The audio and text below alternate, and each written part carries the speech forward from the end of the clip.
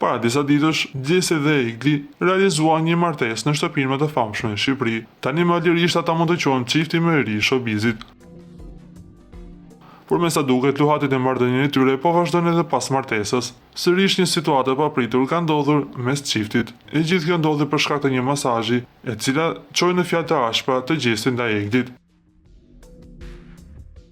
Në nervozizëm e sipër Gjesi u shpreh: "I bie pishman që të kam njohur, shumë jam pishman që të kam njohur, a dëgjove, me ty, as jashtë, as brenda, as kur gjo, kur hiq, sa po të dal, e ke blok nga unë." Ishte kjo deklarat që shokoi jo pak fancat. Se si do të justifikohet Gjesi pas kësaj deklarate, në mbetet vetëm të presim, por shumë nga fancat e mendojnë se një lojë që çifti po e bën për të krijuar akoma dinamika brenda shtëpisë së famshme, tani më që kanë ngelur vetëm 4 persona.